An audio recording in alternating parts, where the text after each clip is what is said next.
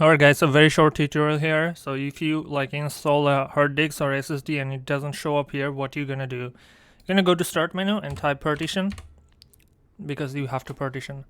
So you're just gonna type that and create and format hard disk partition. Click on that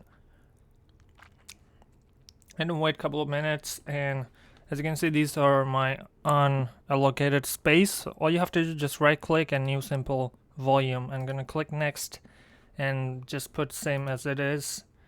Let me see if I have D drive or not. I don't have, so I can assign as D. And here I probably said SSD. Just that's my name of my drive. Click next and click finish. And wait for a couple of seconds.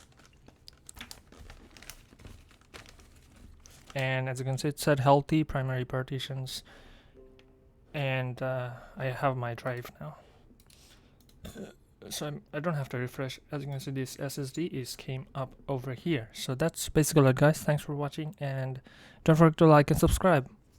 Yeah.